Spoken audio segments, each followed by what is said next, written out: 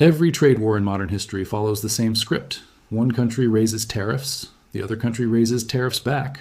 Both economies bleed, and eventually somebody blinks. That is exactly what almost everyone expected when Donald Trump opened this fight against Canada back in February 2025. And for a few months, that is roughly what happened. Tariff for tariff, retaliation matched almost dollar for dollar. But somewhere along the way, something changed, and almost nobody in Washington noticed it happening in real time. Canada quietly stopped fighting with tariffs at all. It pulled back its own retaliatory measures, lifted most of them within the year, and let a completely different weapon do the damage instead. One that no government agency controls, no trade lawyer can litigate against, and no White House press release can spin away. 20 million ordinary Canadians simply stopped showing up.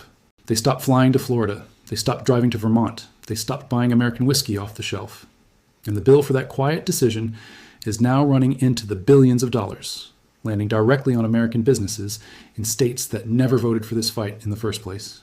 This is the story of how Canada retaliated against the most aggressive American trade offensive in nearly a century without firing a single official shot, and why that kind of retaliation might be far harder for Washington to counter than any tariff ever could. Before we get into exactly how this unfolded, hit subscribe, because this channel breaks down the financial and trade stories that never quite make it into the mainstream headlines the way they should. And this one is a genuinely remarkable case study in economic pressure. Let's rewind to the beginning, because the early phase of this conflict really did look like a conventional trade war. On February 1st, 2025, Trump announced sweeping tariffs on Canadian goods, 25% on most imports and 10% specifically targeting Canadian energy. Ottawa, under then Prime Minister Justin Trudeau, responded almost instantly with retaliatory tariffs on 30 billion Canadian dollars worth of American goods, a figure that climbed toward roughly 155 billion within a matter of weeks as the exchange escalated. Provinces jumped in on their own initiative too. Nova Scotia's Liquor Corporation pulled American alcohol off its shelves within days.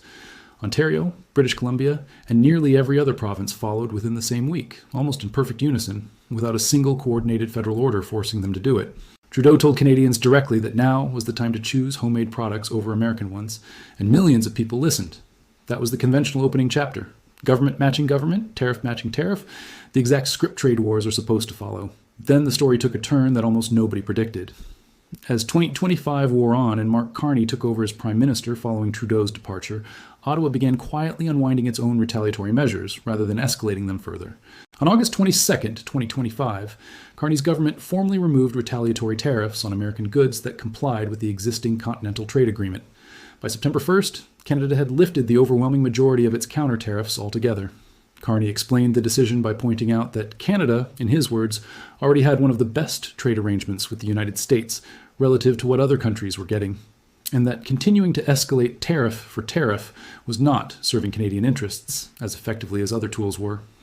Some retaliatory tariffs did remain in place, specifically on American vehicles and on roughly $11 billion worth of American steel and aluminum, a deliberate mirror of the sectors Washington had hit hardest. But the broad, sweeping counter-tariff campaign that defined the opening months of this fight was largely over by the fall of 2025. On paper, that looked like Canada standing down. In practice, it was Canada switching weapons entirely, and the new weapon turned out to be far more difficult for Washington to fight back against than anything sitting in a tariff schedule. Here is what actually filled that gap, and the scale of it is genuinely staggering once you see the full numbers laid out together. Canadian tourists spent roughly $20,500 million in the United States in 2024 alone, with more than 20 million individual Canadian visits crossing the border that year. Canada was not just a casual source of American tourism revenue.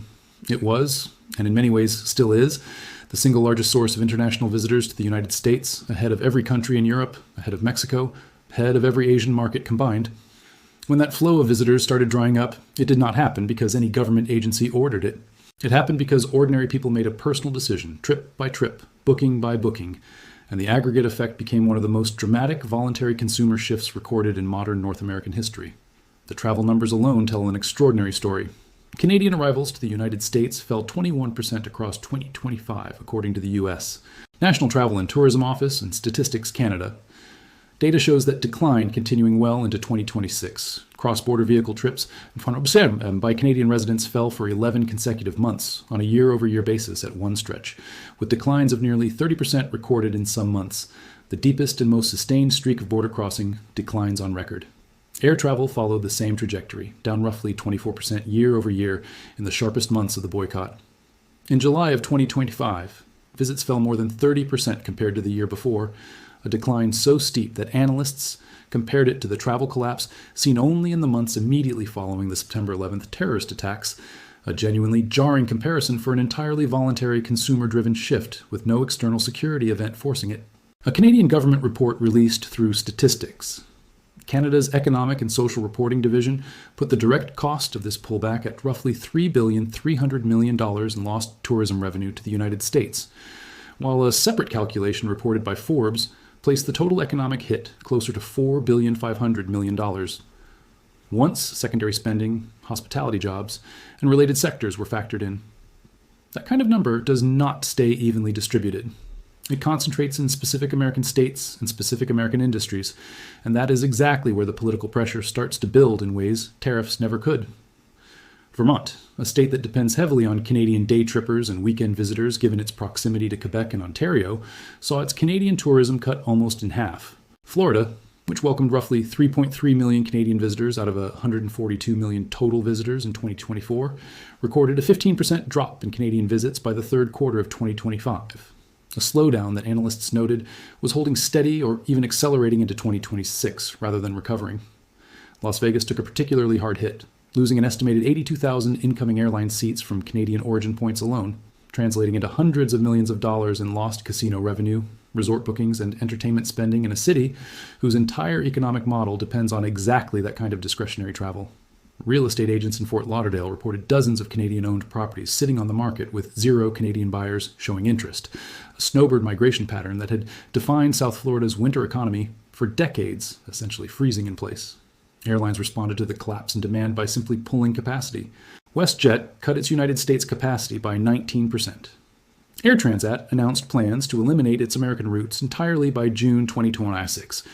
Aviation data from OAG showed roughly 450,000 fewer Canada to United States airline seats scheduled in the first quarter of 2026 alone compared to the prior year, a 10% reduction in overall cross-border flight capacity achieved without a single government mandate, forcing any airline to make that call. This pressure did not stay confined to travel agencies and tourism boards either. It reached Washington directly, through exactly the kind of formal channel that tariffs never managed to trigger. A report prepared by the Democratic minority of the United States Congress's Joint Economic Committee explicitly warned that the drop in Canadian tourism was hurting American businesses across multiple states. New Hampshire Senator Maggie Hassan, the committee's ranking member, put it in blunt terms in a public statement, warning that fewer and fewer Canadians were making trips into the United States because of what she described as reckless tariffs and needless provocations, and that American businesses were being put in jeopardy as a direct result. Think about what that actually represents. A tariff dispute rarely produces a sitting United States senator standing up in Washington to formally warn that her own government's trade policy is actively damaging American small businesses and named industries. A voluntary consumer boycott, driven entirely by ordinary people making personal choices about where to spend a vacation, did exactly that, within months. And it did it without Ottawa needing to file a single formal complaint or announce a single new tariff line. Quick pause here, because it is worth taking stock of just how unusual this entire episode really is before we go further. Consumer boycotts driven by trade disputes are not new in themselves, but they typically fade within a few months as the initial anger cools and convenience wins out over conviction. What separates this one is duration. This boycott has now run for well over 18 months without meaningfully reversing, through multiple rounds of formal tariff escalation, multiple negotiating deadlines, and even a change in Canadian leadership from Trudeau to Carney, none of which slowed the underlying consumer sentiment driving it. That kind of persistence is what turns a temporary dip in a quarterly tourism report into a structural shift that policymakers and boardrooms on both sides of the border now have to plan around rather than simply wait out. The alcohol boycott deserves its own attention here because it is one of the clearest examples of how quickly a symbolic, provincially driven action turned into a measurable economic wound. Within days of the original February 2025 tariffs, provincial liquor authorities from coast to coast pulled American wine, beer, and spirits off government store shelves, a coordinated action that Ottawa never formally ordered, but that premiers executed almost simultaneously anyway. According to trade data tracked through the Congressional Research Service and cited across multiple outlets, Canadian imports of American alcoholic beverages fell by roughly 81% between March 2025 and February 2026, compared to the same period the year before, a collapse worth approximately $582 million in lost American export revenue. That is not a rounding error inside a much larger trade relationship. That is an entire category of American exporters: vineyards in California, distilleries in Kentucky and Tennessee, breweries across the Midwest, losing access to one of their largest and most reliable foreign markets almost overnight, and losing it specifically because provincial governments made a political statement that individual store managers then executed at the shelf level. British Columbia Premier David Eby has been particularly blunt about the permanence of this decision, stating flatly that there is essentially no chance American alcohol returns to government-run shelves in his province, regardless of how the broader federal negotiation with Washington eventually resolves. That is a meaningful detail, because it means even if Ottawa and Washington sign a comprehensive trade agreement addressing autos, dairy, steel, and every other formal sticking point, this particular piece of retaliation may simply continue indefinitely at the provincial level, entirely outside the reach of any federal deal. The sentiment data underneath all of this explains why the boycott has proven so durable rather than fading after the initial outrage cooled, the way most consumer boycotts historically do. A Ledger survey found that 68% of Canadians said they had significantly reduced their purchases of American products in physical stores. 65% said the same about online shopping, and 59% said they were less likely to visit the United States in 2026 than they had been the year before. 36% of Canadians who already had American travel plans booked said they had canceled them outright, a number that becomes even more striking when you consider that canceling a booked, often non-refundable trip carries real personal financial cost. A separate poll from Approach Tours found that 3/4 of Canadians aged 55 and older said they were avoiding American travel more than they had in previous years, suggesting this is not simply a younger, more politically online demographic driving the numbers, but a broad generational shift in sentiment. Pew Research Center data captured just how sharply underlying trust has collapsed, finding that 83% of Canadians described the United States as a reliable partner back in 2022, a figure that had fallen to just 35% by 2026. A separate analysis from the nonpartisan think tank EconoFact found that only 17% of Canadians support the tariffs Trump has placed on their country. Longtime travel industry executives have been explicit about how unusual this pattern is. Amir Ailon, president and chief executive of Longwoods International, told Forbes that in 37 years working in the travel industry, he had never seen a boycott campaign quite like this one, adding that it was being felt deeply across the industry and did not appear to be fading quickly. Typical tourism slumps, he noted, are driven by exchange rates or economic cycles, forces that tend to reverse naturally once conditions shift. This one is rooted in sentiment, and sentiment, once hardened by a sense of betrayal from a longtime ally, is a far harder thing to reverse with a marketing campaign or a seasonal discount. Washington's own response to the boycott has been almost as revealing as the boycott itself. Pete Hoekstra, the American ambassador to Canada, addressed it directly in the summer of 2025, saying essentially that if Canadians wanted to stay home, that was their business, adding that he personally did not like it but was not going to try to stop it. That is a notably passive response for an administration that has otherwise responded to nearly every perceived slight from Canada with an immediate and public escalation. There is also a genuine irony sitting underneath the entire episode that is worth sitting with for a moment.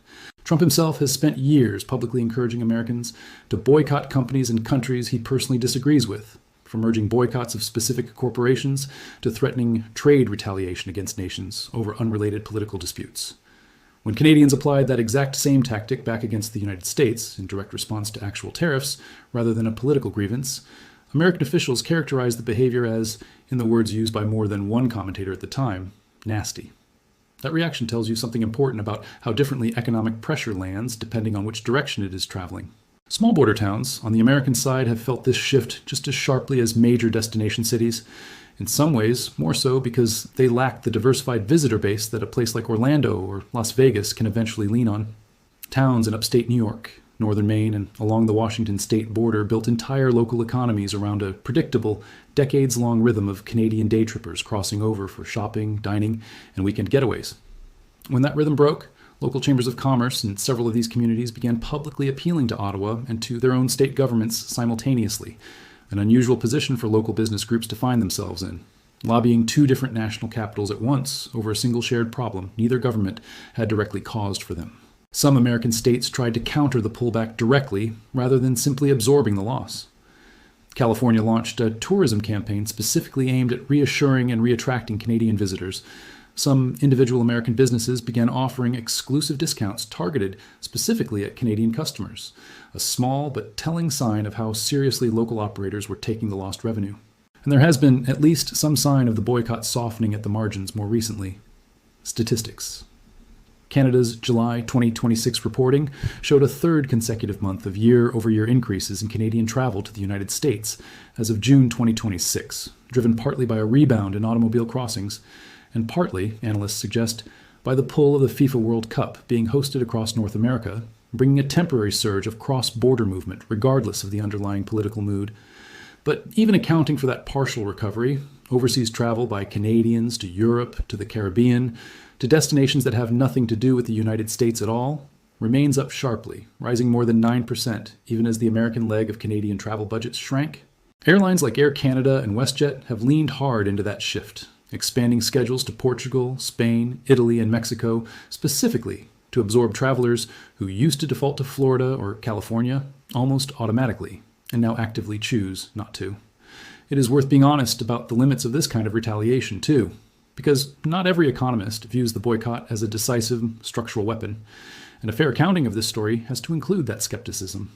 Andre Korman, an economics professor at Drexel University, has argued that what Canada managed through consumer sentiment and a partial tariff retreat does not compare to a genuinely disruptive economic weapon, the kind of move that would represent a true shock to the American economy the way a major supply disruption might.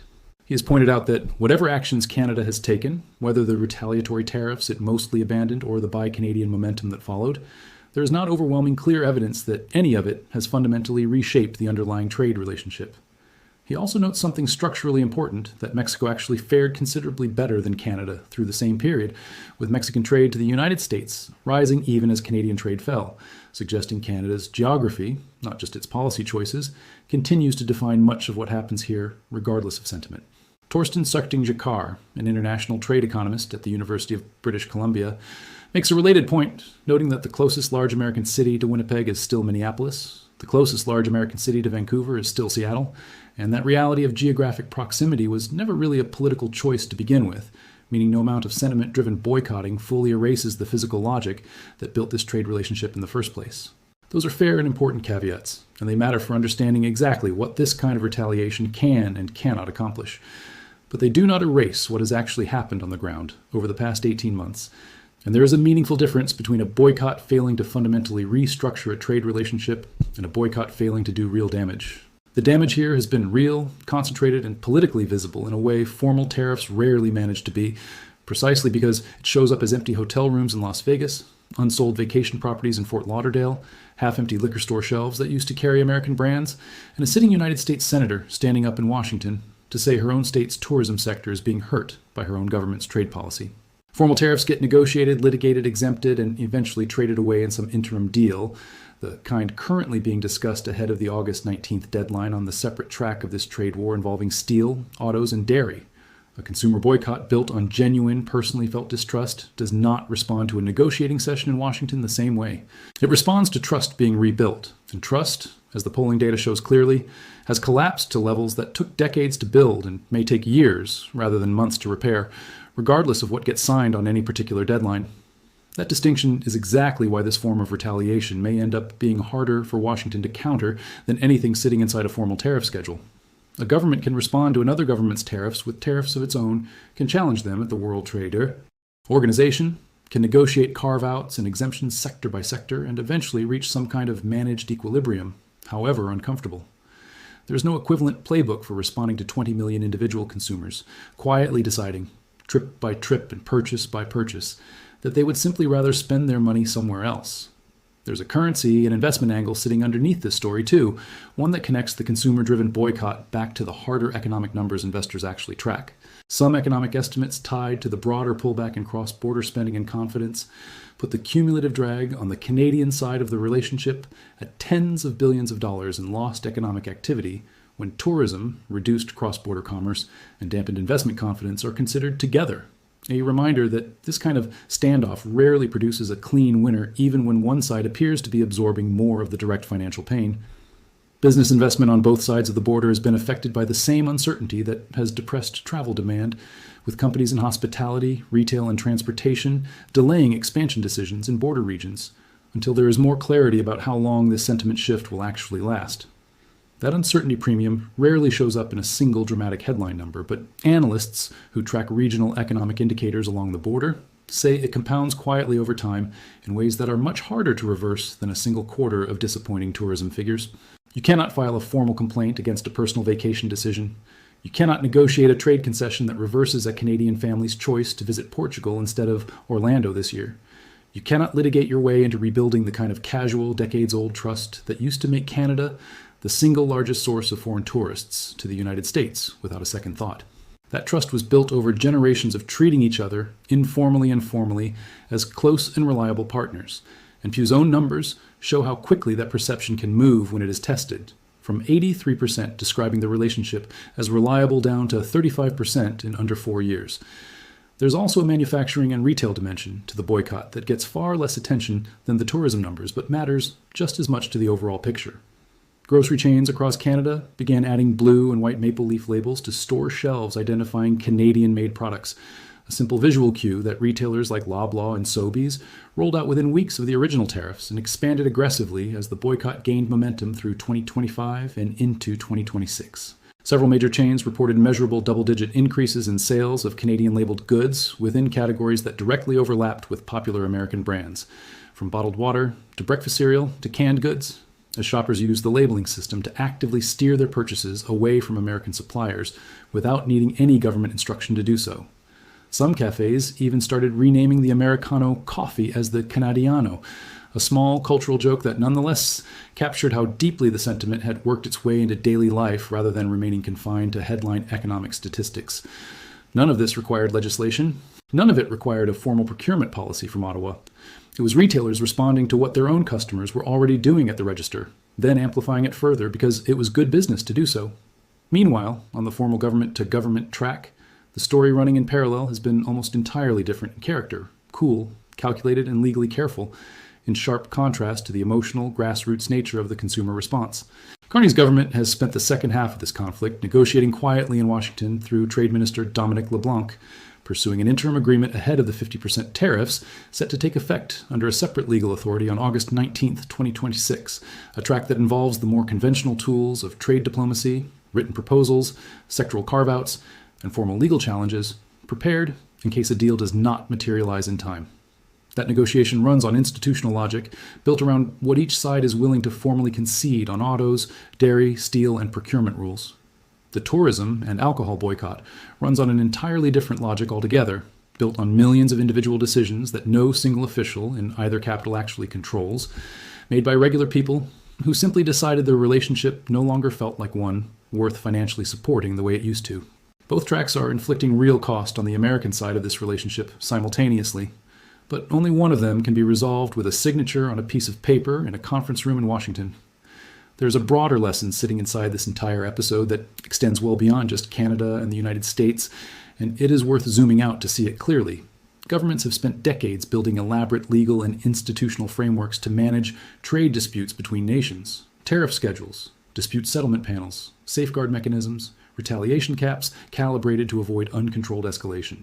All of that architecture assumes the primary actors in a trade conflict are governments negotiating with other governments.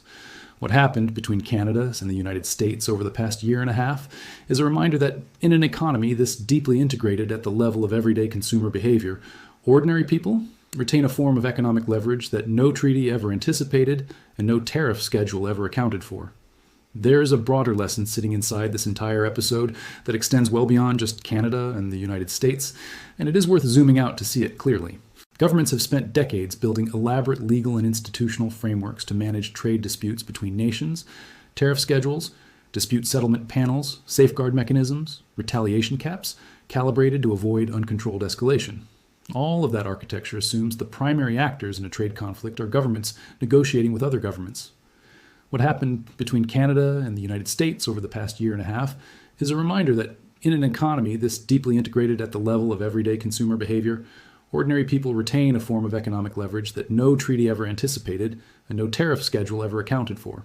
History offers a useful, if imperfect, parallel here. Consumer-driven boycotts have shaped major geopolitical outcomes before, from international divestment campaigns that helped pressure political change in the late 20th century to product boycotts that forced individual multinational corporations to reverse specific policies within months rather than years.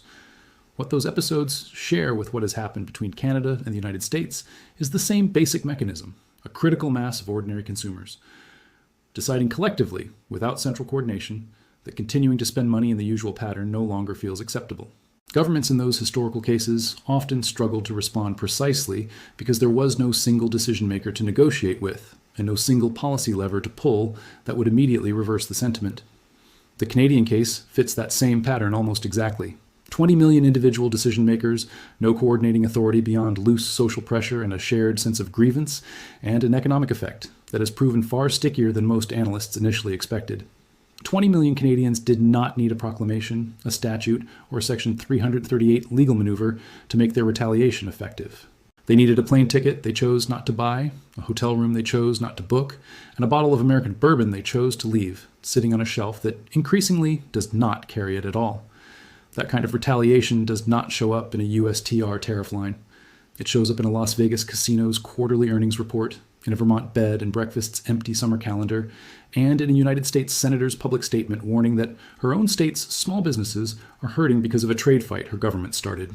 Whether the formal negotiation in Washington produces a deal before or after August 19th, and whether the 50% tariffs under Section 338 ultimately take effect, get delayed, or get folded into some broader interim arrangement, the consumer side of this retaliation is not going to reverse itself on the same timeline. Rebuilding 20 million individual decisions to trust a neighboring country again takes far longer than signing a trade agreement, and every piece of polling data collected over the past year points in the same direction, toward a relationship that has been genuinely and durably damaged at the level of ordinary people, not just at the level of government policy. Canada never needed to match Washington tariff for tariff to make this fight expensive for the United States. It only needed 20 million people to quietly decide the relationship no longer felt worth the same loyalty it used to command.